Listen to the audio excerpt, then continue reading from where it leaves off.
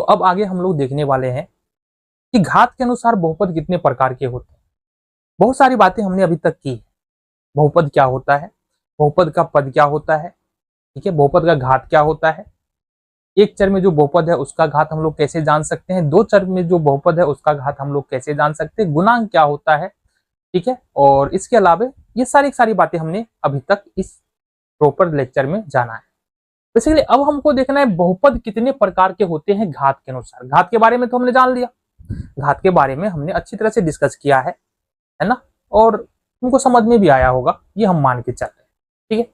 तो हमको देखना है बहुपद कितने प्रकार के होते हैं घात के अनुसार। अगर घात के अनुसार बहुपद के प्रकार की बात करें तो कुल मिला के ये हो जाता है, मेनली जो हमको देखना है एक घातीय बहुपद, एक घातीय बहुपद, ठीक है। फिर हो जाएगा हमारा द्विघातीय बहुपद, द्विघातीय बहुपद, ठीक है। त्रिघातीय बहुपद, त्रिघातीय बहुपद। बेसिकली हमको देखना इतना ही है, एक घातीय बहुपद, द्विघातीय बहुपद और त्रिघातीय बहुपद। चतुर्थ घातीय बहुपद भी होता है बट उसको रहे, ठीक है। चलो जी, अब एक घातीय बहुपद को हम लोग रैखिक बहुपद भी बोलते हैं। क्या बोलेंगे? रैखिक बहुपद भी बोलेंगे। अब सवाल उठता है ये होता क्या है, एक घातीय बहुपद, द्विघातीय बहुपद, त्रिघातीय बहुपद होता क्या है? जैसा नाम से ही पता चल रहा है, एक घातीय बहुपद का मतलब है, एक घातीय बहुपद का मतलब है वैसा बहुपद, देखना जरा, वैसा बहुपद, वैसा बहुपद जिसका अधिकतम घात एक हो, जिसका अधिकतम घात एक हो। तो अगर किसी बहुपद का अधिकतम घात एक ही आ रहा है तो वो हमारा एक घातीय बहुपद कहलाएगा। चलो, तो अगर हम बात करें एक घातीय बहुपद के बारे में, एक घातीय बहुपद या रैखिक बहुपद के बारे में, तो यहाँ पर होता क्या है, इसका जो सामान्य रूप है ना वो होता है हमारा ax और प्लस में b। ये एक घातीय बहुपद का सामान्य रूप है। हाईएस्ट पावर तुमको जैसा कि दिख रहा है यहाँ पर, इच्छा a और b यहाँ पर क्या है, अचर है। क्योंकि हम सामान्य रूप बता रहे हैं इसलिए अचर को हमने a और b के रूप में यहाँ पर दर्शाया है। तो यहाँ पर हाईएस्ट पावर कितना है इस बहुपद में? हाईएस्ट पावर 1 है, इसका मतलब ये एक घातीय बहुपद है, ठीक है। कुछ उदाहरण हम यहाँ पर देखना चाहेंगे, जैसे 2x + 3, ये एक घातीय बहुपद है। क्यों एक घातीय बहुपद है? क्योंकि यहाँ पर हाईएस्ट पावर कितना है, 1 है। दूसरे उदाहरण की बात करें, 5x - 3, यहाँ पर हाईएस्ट पावर देखो कितना है, 1 है, मतलब ये एक घातीय बहुपद या रैखिक बहुपद है। तीसरे उदाहरण की बात करें, सपोज हम लिख रहे हैं 6x, तो ये भी एक प्रकार का एक घातीय बहुपद है। हालांकि ऊपर वाले दोनों बहुपद में 2 पद है, बट यहाँ पर पद 1 है लेकिन घात भी तो 1 है ना, इसका मतलब ये भी एक प्रकार का एक घातीय बहुपद है।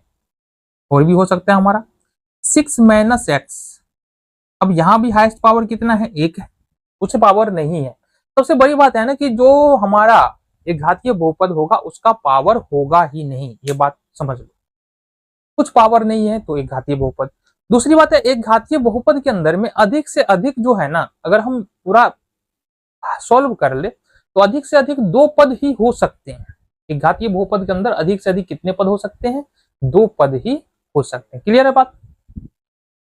चलो जी, ये हो गया एक घातीय बहुपद। द्विघातीय बहुपद किसको बोलेंगे? जैसा हमने बोला कि वैसा बहुपद जिसका अधिकतम घात 1 होता है, एक घातीय बहुपद होता है। इसी तरह से वैसा बहुपद, वैसा बहुपद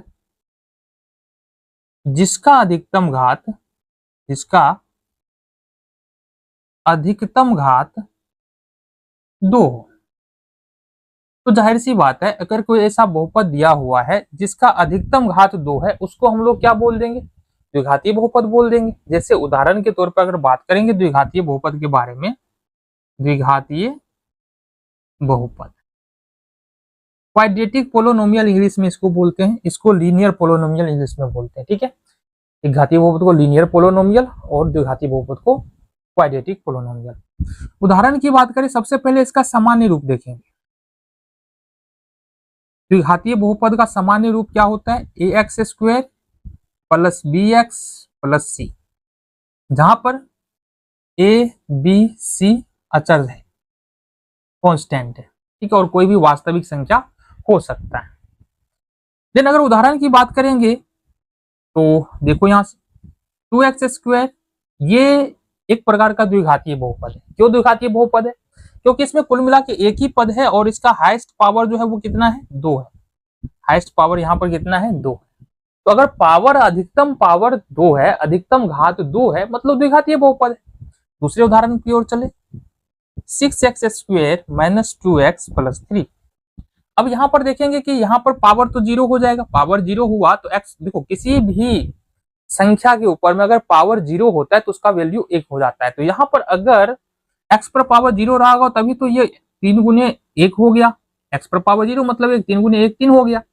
तो अगर अभी से समझ लो, अगर कोई भी संख्या है, कोई भी चर है, उस पर पावर 0 है तो वो इसका वैल्यू कितना होगा, 1 होगा। अब यहाँ पर बात कर रहे हैं, इसका पावर तो 0 हो गया, इसका पावर 1 हो गया और इसका पावर 2 हो गया, मतलब हाईएस्ट पावर 2 है, इसलिए ये द्विघातीय बहुपद हो जाएगा। जैसे 6x² और प्लस में 3x, क्या ये द्विघातीय बहुपद होगा या नहीं होगा? बिल्कुल होगा। क्यों होगा? क्योंकि यहाँ पर हाईएस्ट पावर को देखना है, ये नहीं देखना है कि टर्म कितना है, पद कितना है। पद तो ऊपर वाले में 1 है, फिर भी द्विघातीय बहुपद हुआ ना। क्यों हुआ? क्योंकि यहाँ पर घात 2 है, इसलिए यह द्विघातीय बहुपद है।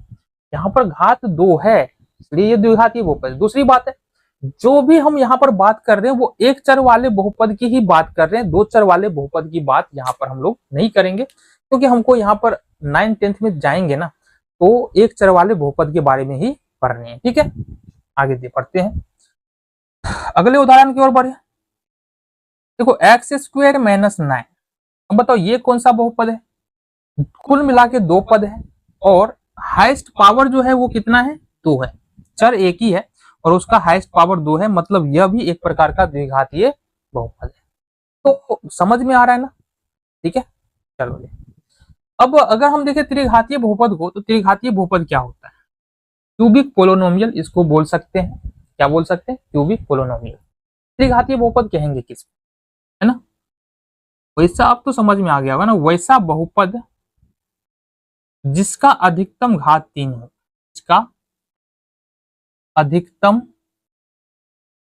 घात 3 हो, है ना, उसको हम लोग बोलेंगे त्रिघातीय बहुपद, क्यूबिक पोलिनोमियल। उदाहरण की बात करें, चलो जी, त्रिघातीय बहुपद, त्रिघातीय बहुपद। सबसे पहले इसका सामान्य रूप देख लेते हैं। सामान्य रूप क्या होता है? सामान्य रूप क्या होता है इसका? तो इसका होता है ax³ + bx² + cx + d। ये होता है त्रिघातीय बहुपद का सामान्य रूप। ठीक है जी, बाकी उदाहरण की बात करें तो अगर कोई 3 घात वाला कोई भी बहुपद लिखा हुआ है, जैसे कि 3x पर पावर 3 लिखा हुआ है, तो घात हाईएस्ट पावर तो 3 हो गया ना, उच्चतम घात तो 3 हो गया। अब उच्चतम घात 3 हो गया तो ये त्रिघातीय बहुपद हो गया। ठीक है, नेक्स्ट देखिए दूसरा उदाहरण, जैसे 6x³ और प्लस में 2। देखो कुछ नहीं देखना है, आंख बंद करके भी बोल सकते हैं, आंख बंद करके फिर नहीं बोल सकते है ना, मतलब एक नजर देखा और तुरंत बता सकते हैं त्रिघातीय बहुपद है, क्योंकि हाईएस्ट पावर यहाँ पर कितना है, उच्चतम घात यहाँ पर 3 है। ठीक है, जैसे अगर बोले 2 + x² और प्लस में x³, तो कुछ नहीं करना है, देखो एक नजर देखो ना, पावर 2 है, पावर 3 है, अधिकतम पावर 3 है, मतलब बहुपद का घात 3 है, और बहुपद का घात 3 है अधिकतम घात, तो इसका मतलब वो त्रिघातीय बहुपद है। ठीक है, आगे देखो, जैसे 9x² + 3x + 2x³। अब यहां पर भी देखेंगे, पावर 2 है, पावर 1 है, पावर 3 है, अधिकतम पावर 3 है, अधिकतम घात 3 है, मतलब ये कौन सा बहुपद है? त्रिघातीय बहुपद है। तो कहने का मतलब क्या है, हमारा कंक्लूजन क्या निकलता है? अगर किसी बहुपद का अधिकतम घात 1 है तो रैखिक बहुपद या एक घातीय बहुपद होता है, अधिकतम घात 2 है तो वो द्विघातीय बहुपद होता है, और बहुपद का अगर अधिकतम घात 3 है तो वो बहुपद जो है वो त्रिघातीय बहुपद हो जाता है। क्लियर है बात? क्लियर है? चलो अब यहां पर समझने वाली बात ये है, ठीक है, ये तो हमने समझ लिया, बहुपद के प्रकार को हमको देखना है।